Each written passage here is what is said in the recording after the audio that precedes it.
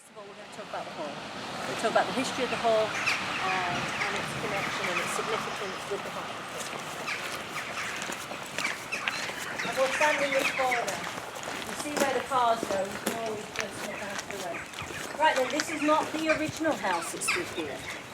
It still has the original cellars, but the original house was built during the reign of Henry VIII in 1530. So a long time ago.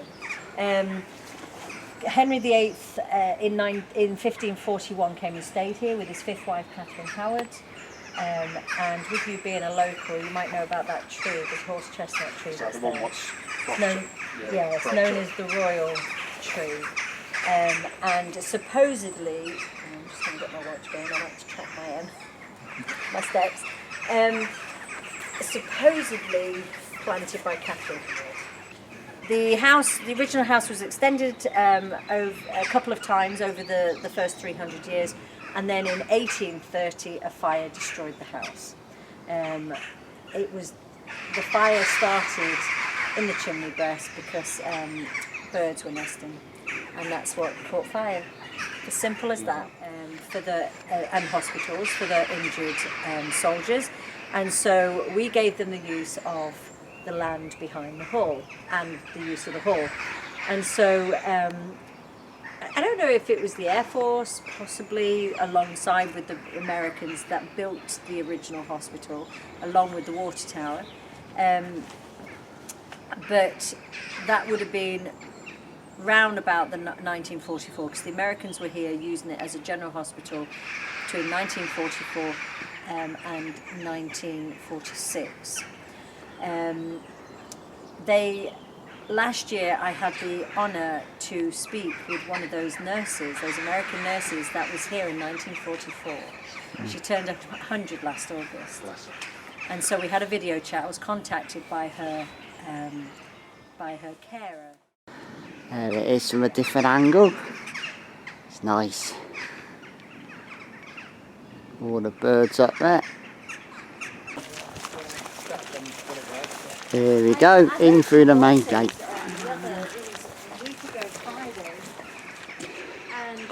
There's the hall there and its bit of land. Nice. All burnt down, 2004. When this site gets developed, who's going to care about a lamppost? That's the only one left then? It's the only one left, and we're going to get that dug up and put down to our end to get some... Eddie the lamppost. Still got his light bulb. There you are, look, even has a name. My husband thinks I'm mad. That's nice he can get moved to somewhere else. Yeah. That's the only one left, everything else has been stolen. One metal lamppost left on the site. Preserve a little bit of the history of this place. In the water tower, likely, maybe one of the buildings will be kept as a museum, maybe not. It's going to go by the water tower, that lamppost. At the moment, might be the only building that will be left. Give you an idea of how this place would have looked. Yeah. Okay.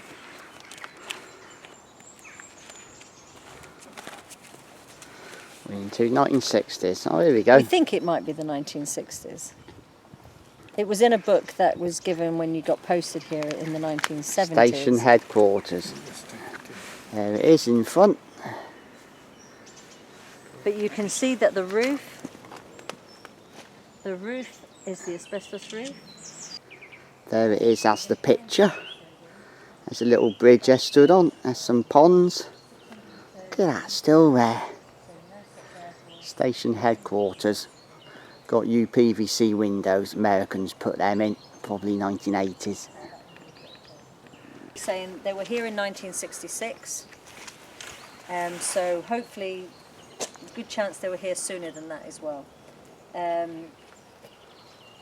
Although I can't see them in that picture in this one. You can see the sign in this picture. Look at that. This building was likely to be built in the early 50s. Look at that, lettering from the time. You can still see it. Station headquarters. We left the two tiles off, ready for the stairs. The stair people came on Friday and they said when we come back... Oh, it's not too dark, is it? They are double glazed windows, one of a few buildings that had it.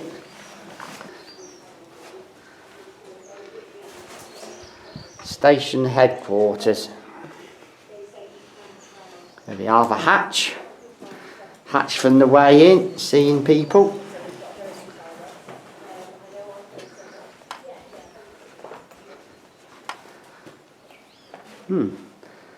Nice armchair. Wouldn't fancy sitting on that one.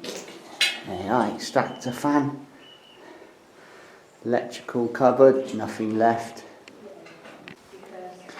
There we are. Fire alarm panel. Not sure. Panel for something. Could be fire alarm. Post room was here, so we believe the post room was the last office on the right with the window in it. So where all the posts came into the station. The payroll would have been done here. Is that one of the safest? That's left by the Americans. Did you look on the wall when you looked at the safe? Did you see the socket? No, so as you look in, on the wall, there's a socket hanging on its side, and it says 110 volts. Right. So it's an American socket, and so in this building you've got American sockets and British sockets, because the Americans brought a lot of their own electrical equipment, so they needed a transformer to be able to use their electricity. Okay, I missed that in the safe room. Oh, there we are. 110 volts, there you are, Mary just said about that. Yeah, there was English sockets in American to suit the American appliances. There we are. American socket in the safe room. Just notice that. Is that falling over because of the trees grown? Yeah. Look at that. Trees grown up and knocked the wall. Nice little wall. And that was a privet hedge. All those trees now was a neat little privet hedge at one point. Just all grown now. The wall's been knocked over by the tree growing. It had been something out of nothing back in the day. Look how it changes. There we are. Station headquarters done. On to the next thing. I'm not quite sure what yet. There's a lamppost there, you see. Only one left now, wasn't there? We saw that earlier. There's one left on this fenced off site. August was one of the staff at the house, and one of the sons of the owner of the hall, I don't know what time period it was, had his way with A girl in the house, can't see it now. Over there, Nocton Hall. And so they believe it was her that they see, that they can hear crying and everything, which is really sad. But they're the two ghosts, the green lady, the grey lady, and the girl in the hall. I've never seen the grey lady, but they do believe she was a matron, and it makes sense because she would have been. This would have been her life. We were not invited. But anyways, but the other two is gone. Outside light. I'll get out your way so you can.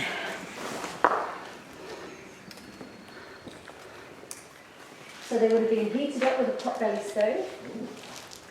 You can see that there are where the chimneys, one of them would have likely to have been. You're standing where the toilet was. Oh, the right place then. You can see that there was a wall there, and obviously where the light was put on. There was another room here originally, so the door would have been here. See that? Yeah.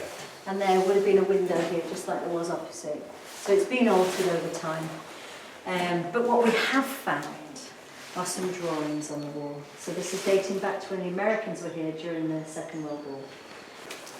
We've got a crest, and close your eyes. We've got a bit of 1944 horn. Okay, a naked lady. Okay. So I'm not sure what that is. There we go, naked woman. It's tasteful. World War II, American that. There's a crest of some description. But this has been here for going on 80 years now, and it's not a bad condition at all. The roof is very sound, it's an asbestos roof, but also the lining, the inner lining is made from asbestos as well. But not too much damage. Just the original roof, that was the fire station, and the wooden building that you can see there, that's the back of the squash court, so you will see that as we go around. Oh yeah. You'll see the front of that as we go around the road. So that was part of the MT section. So they used that building for their vehicles. That's the back of the cottage care home that you can see there. But There's the care home there. Care home's on site just outside the wire. All the vehicles and maintain them. Big site. Put fuel in them and all that kind of stuff. You can just see the lamp there. So what was this? Sort of transport area then? Yeah, They looked after section. garages and stuff? NAAFI stands for Navy, Army, Air Force Institute. So it's an acronym, is that how you say it? Yeah. And the NAAFI, that was the welfare side. It's food, isn't it? Normally and stuff. Yeah, welfare side. So they'll Yeah. be the ones that run the clubs, the shop, Ah, yeah. cafes, sports facilities, things like that. They'll be the ones that run that. That is the shop part of the NAAFI that's collapsed. The building that you can see that doesn't have a roof that's on its way down, that was the storeroom to the shop. They are part of the NAAFI. Welfare. All deteriorating now. Right, and here's the back of the site and some original houses. The rugby field was beyond, and then you've got the tennis courts which are still there, and the cricket field was beyond on the opposite side of the tennis courts. It was called the Winged Serpent Club. So obviously this is a medical establishment, so you've got the serpents and the wings coming out for the Air Force and everything. So that's a symbol of medicine, isn't it? So the back rooms was where the manager of the club would live, and it's also where the beer kegs and everything will be kept that they sold at the bar. We're going to go inside the actual bit, the entertainment side of it, the actual club where everybody would go. The cameraman is closer, but it gives you an idea. Well, there it is. That's a family, a local family that hired it for a wedding reception in the mid-70s. But you can see the windows on the left, that's the metal frame windows, single panes of glass. But then you've got the prefab side All right. to the right. So the entranceway and the right part of the building is the prefab. But you can see the buildings. So I think they may have taken it with them. Yeah, the sign got taken when they shut it down. There was a sign went over there. Not anymore. Okay. So this room was where that was the snooker room. One big snooker table. They're 12 foot by 6 foot, aren't they? The big snooker tables are. So full-size snooker table, just one in there. We didn't get Channel 4 till 1982. 82, that. And this place, remember, closed March 83. And so, it got used for other things rather than watching television. Not saying anymore. 3 channels in them days, yeah. No Channel 4. Remember, these were 19, some was as young as 17, you know. Yeah. After their basic training and trade training. The telly room, it wasn't used as a telly room. Disgusting. It was an exercise dash gym room. Yeah. That's a good way to put it. It was early, so 3 channels, no 1982 yet, which was Channel 4. Telly room with 3 channels, but that's what you had. That's what we had back in the day. So through Where are here's they? the bar. Yeah. What's left of the bar. I do ask people not to go onto it because it is rotting out now. The jukebox was on the wall on the left. In front, you've still got the pipes there that the beer would come up through there. Yeah. Up to the taps. They were small handled. There weren't these big long ones. It was small handles. You would have stools in front of the bar, and then this section was the tables and chairs. The middle section was the lounge, so you had the more comfortable chairs in the middle, and then the end room was used to hold the bop, which is the disco. So you're welcome to go down and have a look, and you can see where the radiators used to be. I mean, there's evidence of more new stuff, you know, that's looking at 1980s.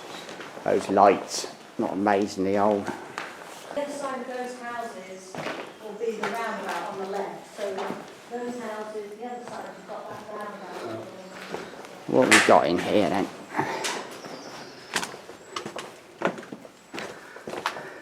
Oh, it's the toilets. Always find the toilet. There we are, look, still there. Look out the window. There you are. A little bit of stuff there. More buildings. A bit rough and ready, I'll keep recording. That's the toilets. Yeah.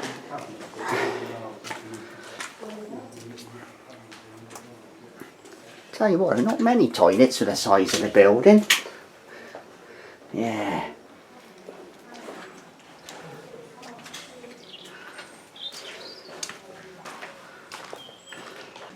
It was a suspended ceiling, look. You can see the metalwork. Yeah, that's what I dangled the tiles off. My guess is it had a nice ceiling, you know, but now it's all gone.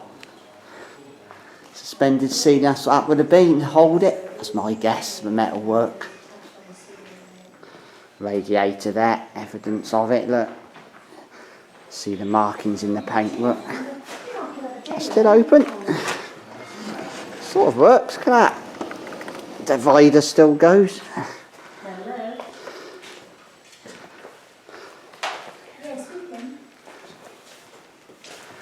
Anyone for a beer, then? Don't look very alluring anymore, does it? This is classic, isn't it? Yeah. That's old school, isn't it? I suppose just a barrier you put down at night, wasn't it? Yes. Or when it wasn't used at the end of the day. Yeah. There we are, look at that, all the greenery just coming in. Very sort of jungle-ish.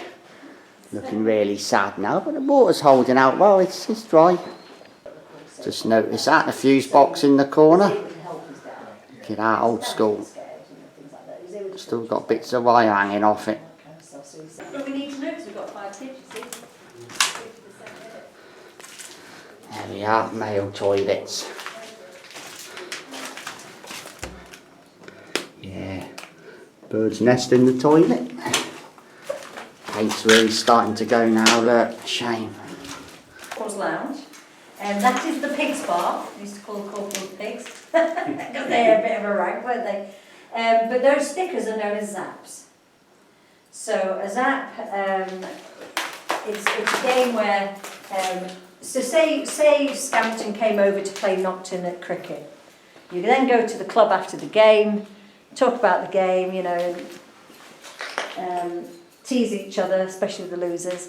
But you as the visitor, would make sure you've got your squadron sticker in your pocket ready to stick on the wall of the club. So you slap it on the wall to say I was here type thing, and say I've zapped you type thing. Well, that's what they say anyways. So they're known as zaps. The 9th bat squadron, that's a squadron sticker. The 64th, above the hatch there, that's a squadron. The black and white one with the 3 and the 0 on it, that's a squadron sticker. So that's what's left over from that game that they would play. It was during the 100th anniversary of so it was 2018. And that's when these buildings started to become more than just buildings to me, because they were talked about their stories. They had a photograph taken in front of here, because this is where they would come. You know, this is and some of them met their spouses here, and some of them had their children here. So this place is very special to a lot of people. Squash court. Here we go, squash courts. Step up on the top step, but you can't go in obviously because the floor's rotting out in there. But still got the red lines on the back wall. Oh yeah. And it's still got original light fixtures up on the ceiling. The stairs have been taken out on the left. Because the stairs used to go up to a viewing gallery. That's where you've got a window at the top there. So Yeah. you can watch the game. Seen better days now, look. I've pinpointed 2 years where this could have been built. It was either built Look at that, original lights. in 1958 or 1959, because it was played in the 1960s. There we are, the squash courts from the outside. Apparently. But guess what it became? Don't know. Sauna. That's a sauna. That was the sauna. But in the gas chamber, I suppose. Yeah. And it was an opposite. They did testing for gas in here, and later on it became a sauna. So we do wonder if it's just the opposite. Nice size sauna. Look at that. That was a sauna in later years. They did gas. Somebody has said to me, but I'm not 100% sure of the credibility, okay, said that was a gas chamber where they practiced, but it was definitely a sauna. Yeah, I think the sauna's nice and practicing gas. But it does make sense to the gas chamber, because the gas chamber would just have one door and one window, and the window would have kind of like shutters. It's hard to do. So you would have shutters where they would throw the gas cylinder in there, and it would flat back on themselves, kind of lap over, so the gas can't get out. But you've got a way of getting it in, because you have to close the doors. Everybody has to be in there. They keep the mass on. They throw the gas canister in, and then they're asked to remove the mask, say their name, rank and number, and put it back on again. By which time your eyes are streaming, you're hating it and you wanted to get out. It's horrible. Doctors and the dentist. But you've got to remember, this is the married quarters over here, so this would be the doctors for the families. Nobody else in the village, this is the military. Yes? So they would come here for any medical, general medical needs. Like medical in the 70s. In the 1960s, it was the MDSS, which is the Medical and Dental Supply Services. So they would fix that type of equipment there. But the reason why it has a chimney is because when they first built this site, that was the home of the station command. So it was originally a house for the station commander, and that's why it's got a chimney. He was here during a time of a lot of change. Right, off to the next building. Last thing that we're going to look at before we go over to the hospital, this is the community side, remember, that we've been looking at. This was the cinema stroke theatre. So this was the entertainment hub for everybody, because the officers would come here to watch the film as well. Our that's one on his maiden name. Hammond as well. Oh, okay. It had a stage. The stage was, the front of the stage was where the black meets the blue on the walls there. And the back of the stage was just before the door on the right. I'm standing in the projector room. They could watch films, and obviously if they were doing pantomimes or reviews, then it would be performed on the stage. And the room going off at the back there was for the players to change in and all that kind of stuff. If they landed over on the cricket field, or whether they landed round the back there where the maternity was, because there would be space. There's the room where they changed. Stage was this end, so this is where he did the changing. And come out on the stage here. Stage was this end. It was entertainment. Stage, cinema, theatre, multi-purpose room.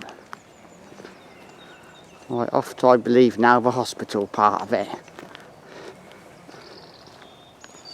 It's in different sections. I think this is now the hospital bit. That's the cinema. And we're walking down the road down here. So we've only seen this bit. You haven't seen this bit yet.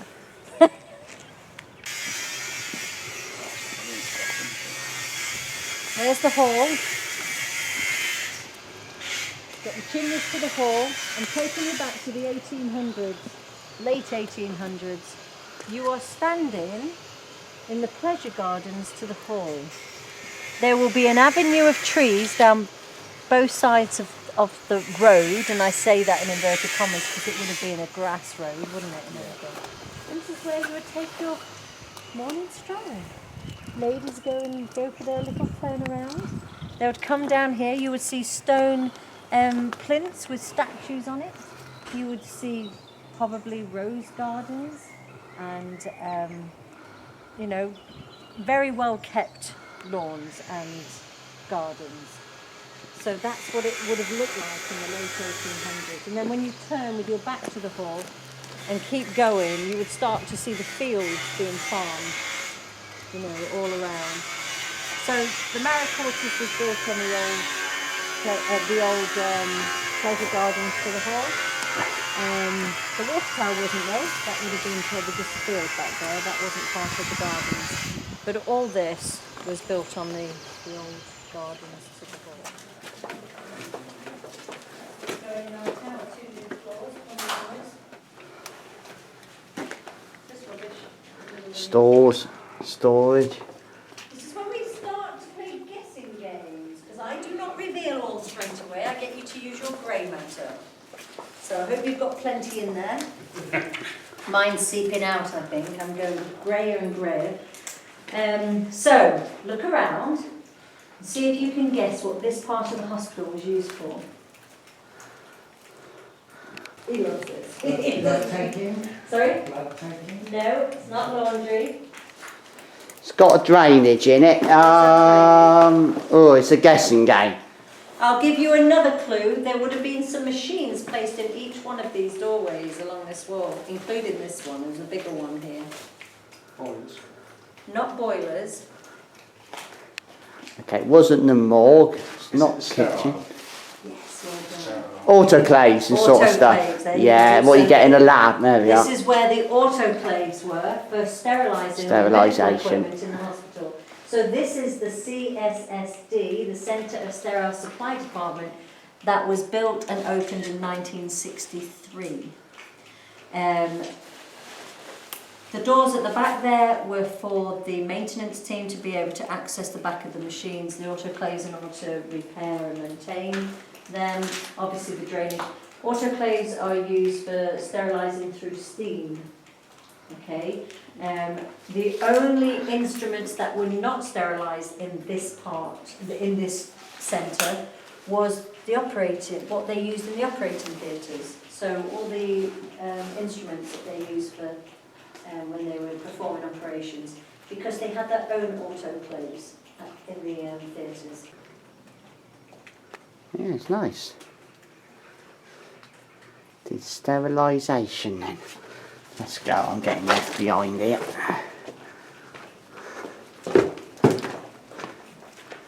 Where is everyone? Oh, there we are. Right then, we're going to head down this corridor. Watch out for the... Getting left behind here.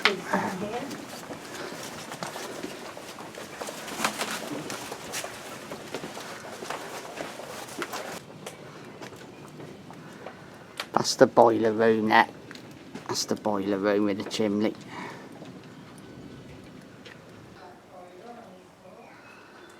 All getting very deteriorated now. But the roof's holding, the leakage isn't bad. That's where the maternity was, right at the end of that corridor. I've seen better days. Go down another corridor on the left, and down another corridor, and we'll get to the delivery room. So, there you be, look that way. That's long, isn't it? Crying out loud. From those doors to where the you get to the doors to go into the maternity, down at that end, it's just over a quarter of a mile long. Hmm. The room in here, and it revealed a plaque on the floor. Wherever there's a floor like this, you will find a plaque. And that plaque is over there. Did you want to read it? Anti-static floor laid open 1981. 1961. The reason why they laid the anti-static floor was to stop that spark, so it reduced the risk of a fire or an explosion as well. So this is the theatre. So they'll put you to sleep in here, bring you into here. When it was first built, they had a window at the end there. So that wall had a window, and Theatre 2 had a window too. I don't know when they closed it in, but it was originally built with a window. The room there with that double window, that was originally the scrub room. So that's where they scrubbed up. And the room next to it was the prep room. And that's where the autoclave would be. And you'll have trolleys with the instruments ready to come in, sterilised, ready to come into the theatre.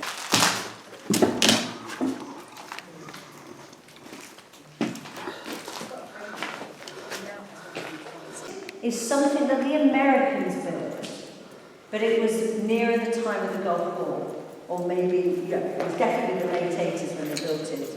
So why did they build this? When the Americans were using this hospital, you've got 2 operating theatres, right? So they were like, that's not going to be adequate, so they would convert, a lot of the bigger rooms became operating rooms for them. But what they did was, still wasn't enough, in their opinion, so they built this extension, and you've got 4 bays there, ICU bays, and so this room was used for operations and ICU. You can see that we've got some window frames along this corridor, but they're different to what I showed you in the photograph, because this section of the corridor was actually built to connect the new surgery to the hospital. We are passing Ward 7 on your right and Ward 9 on your left. Okay, so there are wards that we're going through. So originally this would have just been a grassed area between wards. There was a commanding officer that ordered some fruit trees to be planted between the wards. So apples and pear trees were planted. And there are plenty of fruit to give to the patients. So you wouldn't have seen much else. It would have just been grass, it would have been pipe work, because all the pipe work was above ground. There a lot of cabling being carried across poles. If you've been around different sites, you may have seen that. There is evidence of that pipe work still above ground. We do have little bits of it, but obviously it's lagged, but there's thin metal pipe in the middle, so a lot of it was stolen. There, that's lagged, and it goes up. If you put your head through the window, you'll see it going up and over the building, over the corridor. More windows again on that side. Look at that, old school windows, a single glaze, leak heat, nice and efficient. Smiley face. And then we come to a junction. This is the main corridor that most of the wards run off. And this is the central corridor, this very long corridor that connects the new hospital to the old hospital. So the actual entrance, the main entrance into this hospital is at the top of that corridor there. That is the main entrance. In the early days, that gentleman that came on Saturday that was working here as a civilian British, he was part of the maintenance team when the Americans came. He said they put signs everywhere. So this is from where he went around on his bike, on his push bike, putting signs up for the Americans so they knew the way around. But eventually they used their own system, so they used this colour code system. So on that side the stripes are coming towards you, and blue is surgery, so when you turn around the surgery sign is blue above that door because that coincides with the blue on the wall there. Red is X-ray, the X-ray department's down at the bottom to the right hand side, and black are wards. And no, there was not 273 wards. I don't quite know. I think it's more rooms.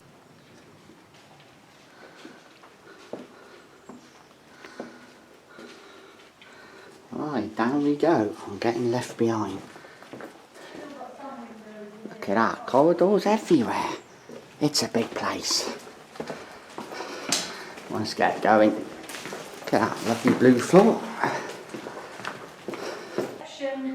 That's a Royal Air Force sign there on the left hand side that was painted over. Obviously the rooms behind, that's all part of the reception and staff rooms. And then you've got outpatients, both sides. That's classed as Ward 1, that's classed as Ward 2, for whatever reason. Down this side, Ward 2, was where the medical records office was, other staff rooms, but also at the end was where all the clinic and assessment rooms were for the ophthalmic centre, so the eye clinic. So the eye clinic was down there, but the rest of the outpatients down this corridor. And there's another corridor that kind of, it's staggered. I'll just see if I can show you on here actually.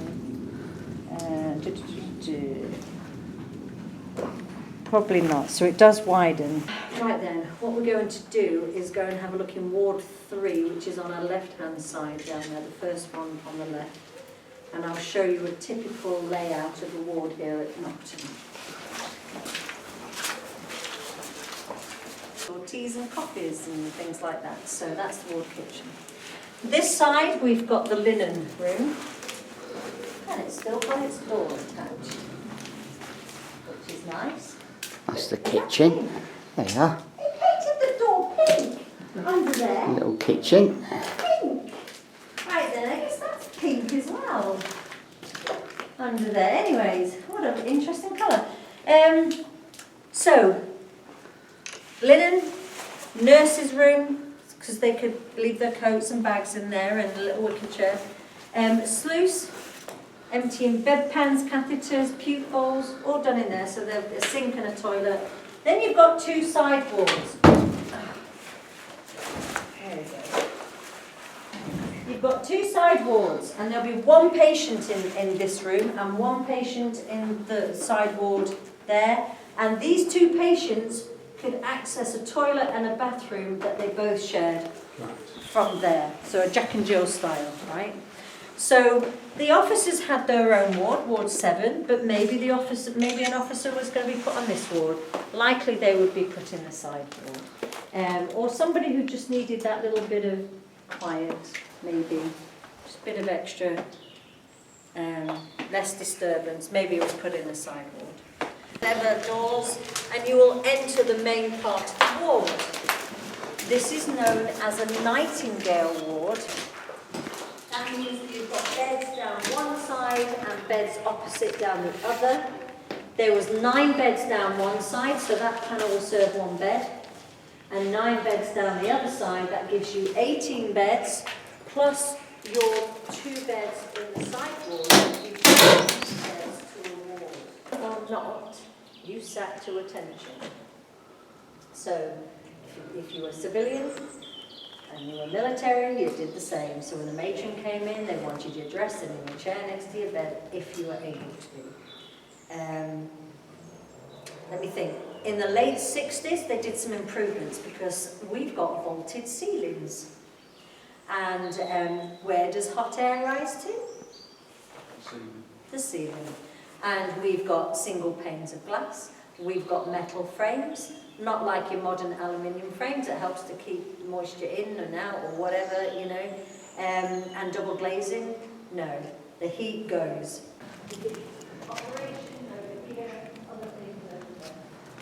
There we are, panels all stripped out, little panel behind the bed. Right, getting left behind as usual. Let's get going. You had to have somewhere for the children, the babies to go. So that was the nursery, and so was this. This was where the Toilets. So down at your end, keep this in mind so you'll see the difference when you get down to your end. So this is where any babies born up until November 1968 would have spent the first 2 weeks of their life in this ward. You see that we also have these ceiling panels in the corridors as well. It lowered it all. Then the mums would be in here. They had a rotation system, so like if you come out surgery in the surgery ward, they put you in. You just had your baby, you're feeling a bit sore, you were here. And it was okay to sit in your bed and eat, because you were a bit sore. The next day, maybe you should get up and walk around a bit and sit down in your chair and eat, rather than sit in your bed. And the next day after that, go sit with the other mums at the table. They put a partition wall up, which has since been removed. But what I like about the children's ward is on the left, at this side of that room, was a door taking you out to the grass outside, because children need fresh air every day, and they would, on a nice day, they would do a teddy bear picnics with the children. So, you know.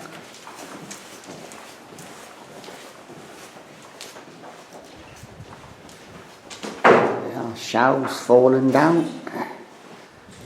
Lots of rooms. Imagination, if you look down the side, you can see that the panels are still quite solid, so it gives you an idea of But I always think this feels warmer when you come in here, even with it like this. So many corridors. You'd have learnt it. You'd have learned where to go like anything. This is one of the wards.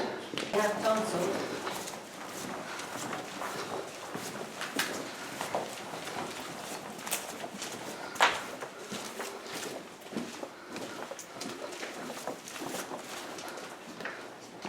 There we are, ceiling's gone on that one.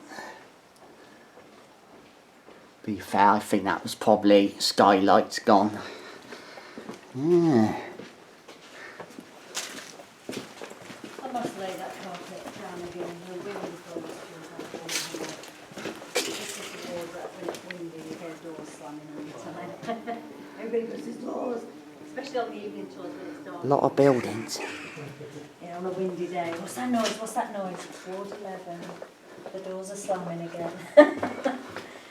This is maternity delivery. So again, all babies born at the hospital before November 68 were born down in this ward. Down at the bottom there on the left, there's a delivery room. And the mums would be in the Nightingale ward with their gas and air. And if that delivery room was being used and your baby ain't going to stop,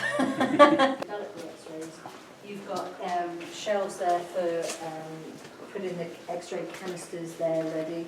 So all this was behind the scenes. The glass, is that the glass with the, is it clear? Oh, it's got some kind of pattern in it, hasn't it? Yeah, it's kind of a laminate glass, I think. I was wondering if it was like where you couldn't really see properly through them. The two dark rooms on that side, they were the fluorescent x-ray rooms. So that's where they, when they light up the innards with that stuff that you end up here now. There, what is it? Yeah, whatever. They were done over there. There's a couple of changing rooms there. He was gone into one of the changing rooms of this x-ray room. So this here is an x-ray room. This is for your chest x-rays and bones. A lot of rooms, it's nice. So you would enter the changing room from that side, and there'd be curtains across here. And so you change, hang your clothes up, and put the robe on and wait until you call through. That room there was the radiologist's office, or room where he worked from, and the x-ray machine was in front of this window. Look at that little hatch to somewhere. This hospital, in a different way to how we use the hospital. It was a general hospital, whereas for them it was a contingency hospital, wartime hospital. From the physiotherapy department, down at the bottom on the left, up the corridor, down this section, she would take a left onto the main corridor and disappear. So that's, I haven't had a nurse that actually saw her, but I've had a nurse that I've had nurses that have had colleagues that they work with claim to have seen her. The nurses used to be very uncomfortable walking down here at night time. What, It was ghosts? dark because they felt a bit kind of. Before they opened the operating theatres down there, this is where the two operating theatres were. They only ever had two at any one time, other than the Americans pretty much turning everything into an operating theatre. So they were down at the bottom on the left and the right, and they were set up in a way so that you had a corridor with rooms going off a bit, and when you come to the end of that corridor, so the far end of the block, became that corridor when the Air Force was here. And after John left in December 91, because it didn't happen when he was here, so when they wound it down again and got down to 13 staff, they created a storage area here. So they built this artificial wall. Came out of, so this was the end of the hospital, and you stepped out onto a path because this was a covered walkway. So you've got the asbestos. I'll show you what the covered walkways look like. Oh, my mum, yeah, Like my that. mum remembers them. Yeah, so she would have driven past this bit because the road going to the maternity went past this walkway. In the two beams that they painted is a doorway, which means that this must be the way to the dental centre. So that building there, building, what is it, 76, is the dental centre. The building opposite, building 75, was part of that dental centre. It's a standalone building and you accessed it through that door. Behind that building is the catering stores and the main kitchens to the site where they cooked all the main meals for the patients. There it is. I knew I'd see one at one point. There's the willy on the wall. You always get a willy on the wall somewhere. You can just see how some of the wooden roof joists are down and things like that. But most of the pathology labs runs all the way along this corridor. There's a lot of building there, but it's just the shell now, unfortunately. 2 more red beams. It says pharmacy, but under there, if you shine a torch, it says dispensary. Building 82 is the medical stores building, but at this end is where they put the dispensary. So we've got a tiled room, and you would go through that doorway, under the walkway, into a side door, and in front of you would be a wooden window with a shelf. That was the dispensing window to dispense all the medications. And it was, how would you like your morphine today, sir? Would it be a little bit of shot of whiskey? Or, or whatever it was. And they had these bottles, these alcohol whiskies and everything. And they would have to put a line, you know, they'll measure it out and put a line where it was to make sure the staff wasn't drinking it. Okay, that's a bit random. Ooh, I think it's dead. The ghosts of Nocton Hall. Yeah, dose of something. Right then, these are the original wards from the Second World War. We've got 8, we've got 4, 1, 2, 3, 4, and just like down the other side, you've got a ward opposite each other. Okay, so these are the wards that Joe worked in, our 100-year-old American lieutenant nurse, recovering from their injuries. And she said there were only 18, 19-year-old lads. We weren't that much older. And she says, but the thing I remember most is how they cried for their mothers. And she said, and of course, they were the other side of the ocean, the Atlantic Ocean. And we had to comfort them like their mothers would, so to speak. And so that's something that she repeated, actually. So it just goes to show all these years, it's still ingrained on her. So that was quite traumatic. She said that the air raid siren, the tower for the air raid siren is behind the station headquarters building. You'll see that as we go back towards the gates. That would go off a lot. Obviously, it was wartime. And they would have to black out the windows when they heard the siren. There was no air raid shelters for them. In the hall, they used if they were in the hall when it went off, they could go down to the cellars. But nothing here. There's no underground bunkers or anything like that here. Very cold, she said, in winter time. They were heated up, which was covered in thick fog. Good old British weather. And so they never did find it, and no bombs were ever dropped on Nocton. So they were very lucky, and she says we had no idea we had been in danger the night before, because obviously they keep things like that quiet. But they told them the next day. And so we were saved by the fog. So these two became the School of Nursing. That block... There we are, School of Nursing in the 70s. Well, it's a cutting picture now. You can see the lights hanging down. And there's the chain, it did it. There you are, just cutting a few pictures. There's the light, and there's the chain still there. There we are, School of Nursing from the 1970s. Another block, I think there was 12 single beds created, single rooms. So depending on, but then the end one they always kept that one as a 24-bed dormitory. So if you just joined the Air Force or you're a really low rank and you're single, that's the one that you would go to. Right, let's go back on to the corridor.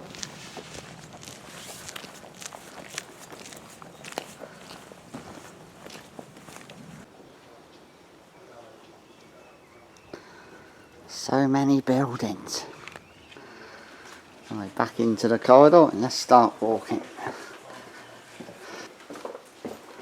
So I see what it actually says, isn't it? Right, so this is the main corridor for the original hospital. But in the wartime, this was not an enclosed corridor, it was like a walkway going between, and then you've got the wards going off, and you might have a bit of a gap and see the sky through, you know, each side, but then they turned it right in. That's what the walkways look like. So that's what that used to look like. To that point that I said that they closed it in. Someone's made a swing now on the tree out of a car tyre.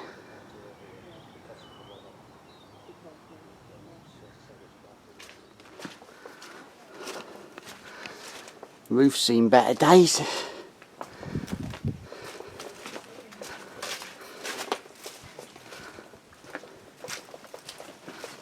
So this was the delivery room. This next to it was a small theatre, but not adequate for doing C-sections. So if it was an emergency, it was down that corridor, up the way we came, and then straight down that central corridor. More than a quarter of a mile. And after you were born, you were taken into that room for them to measure you, weigh you, just clean you up.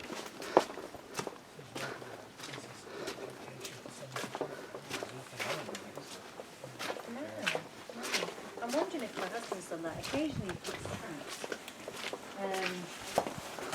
So when the Americans stopped using it, it was down here where they had their forwarding outpatients, so that was used for consultant rooms and things like that. But I think when it was maternity, they may have done like antenatal clinics there and everything. Babies were delivered. This is where my dad brought me in 1976 to show me the babies in the nurseries.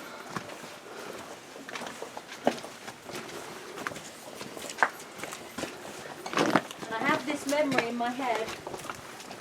There was a window on the left-hand side. And that smelled like box poo. Smelled like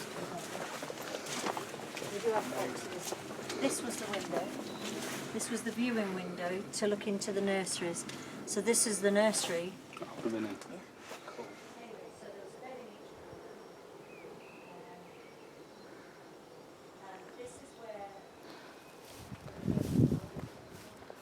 Boiler? I reckon so. That's a boiler. That'd have been a tank, yeah. Tank sat there. That's the boiler house. That'd have been for your hot water, your heating. There we go.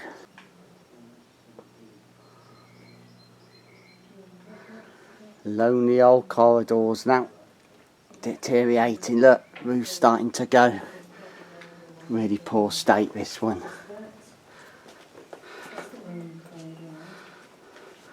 Roof's gone there, not going out there.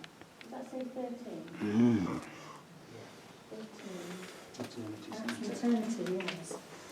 So that's 13 there, but that's in relation to that. So we've just been around this. Short water.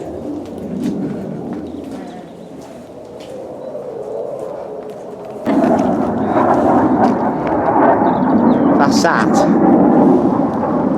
See the pipes? You can just see the ends of the pipes by those trees there. And the hedge.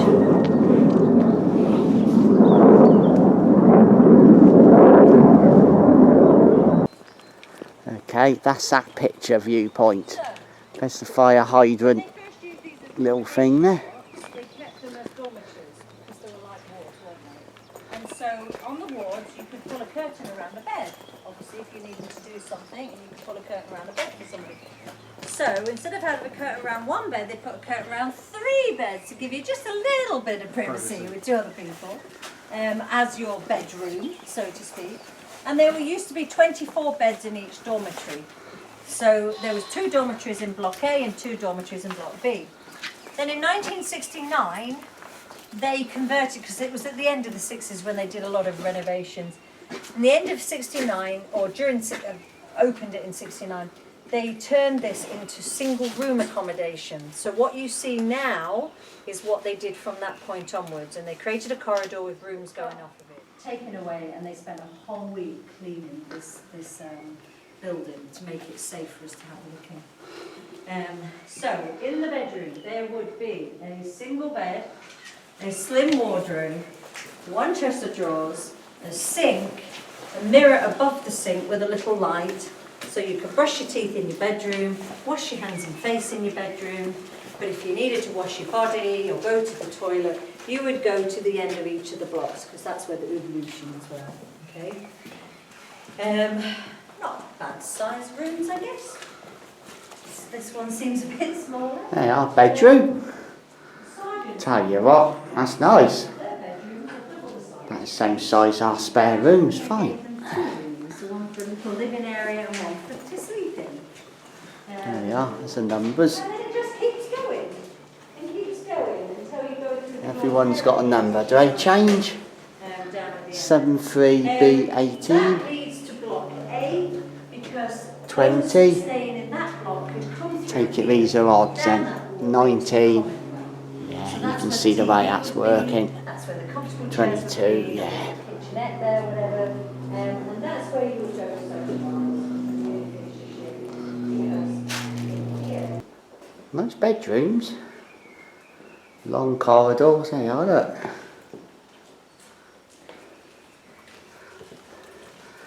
Right, accommodation block. This was the women's bedrooms. Bathrooms at either end. You've got a little sink in your bedroom. Sink in a mirror. Painted the gym on the back of the wall. Okay, that was the gym. What's it look like in the 70s? You can see the cars would park either side. Oh, there we go. This is how I remember seeing it. That's what it was like. But the front was taken Front's away. gone, yeah. I think that was during the first asbestos clearance in 2012. Certainly served the hospital during the Second World War, that's for sure. So to get planning permission, we had to go down the historic route because this is classed as building in the countryside. It's outside of the village boundaries. It's never had a steel roof. If you can just make out, you see where you've got the top lift, then the second lift, and then the third lift. So between that third and second lift, you can see some beams protruding out. You see concrete strip and some beams that it's sat on. Can you see that? Yeah. That goes all the way through. There's 8 of those beams. They go all the way through to the other side of the building. And then on this side, there's like a little balcony from this. Adam's going up to the first lift. Then when you go up to that second lift, is the start where the balcony is. And there's a metal ladder that's got those hoops going around it that goes up the side. So that's going to be cleaned up and kept. The outside of the tower is going to look pretty much as you see it now. We're not doing anything other than add some windows. But on this side, we're only adding 3 windows. Most of the windows are going to be on the other side, facing the wooded area, because part of the planning restriction was to try and reduce the number of windows and keep it on one aspect if we can. Yeah.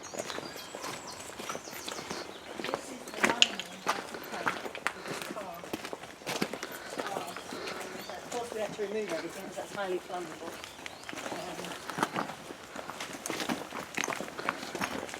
This is what was left of the pipework that we've had to look at, and the ladder.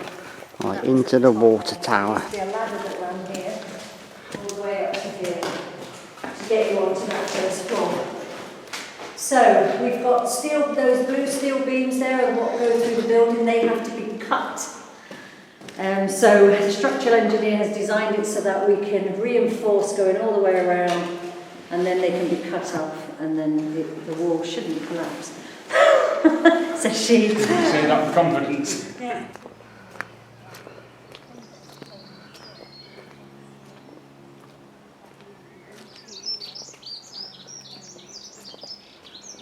So many buildings, look.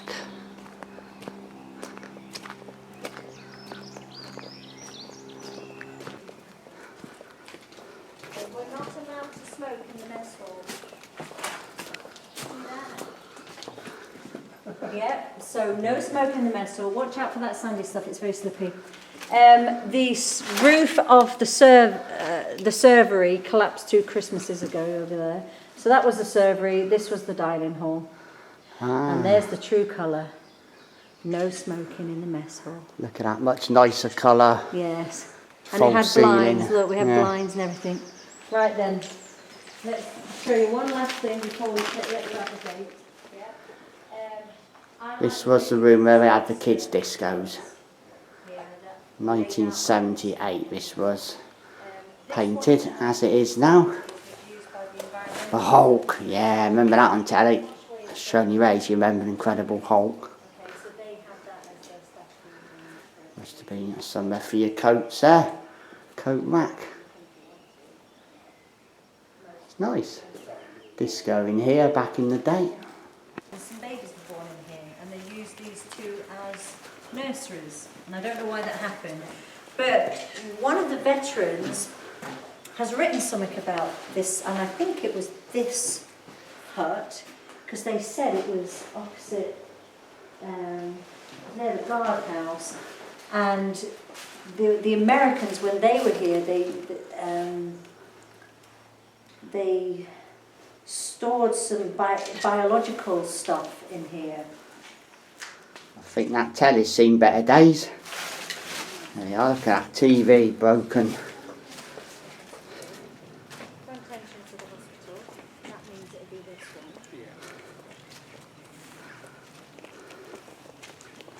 During Desert Storm, USAF bioenvironmental engineer had that building. All the MBC equipment was stored in the other half of the structure.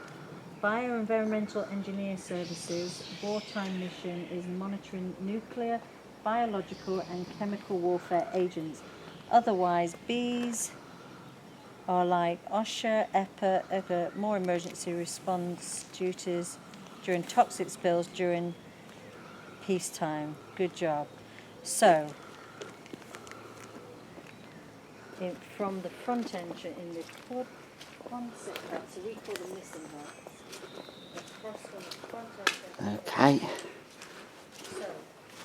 This is where they stored stuff then.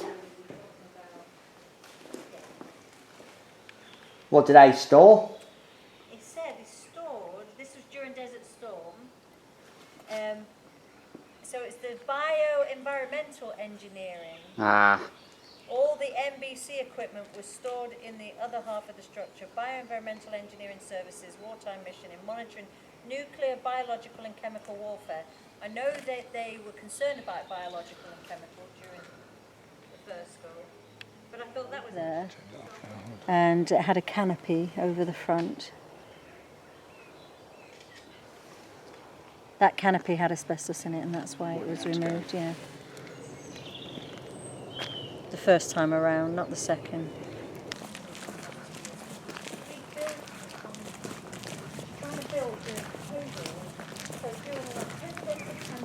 okay, we're back to the start. That's your lot then. Okay, there is no more, we're done. That was good.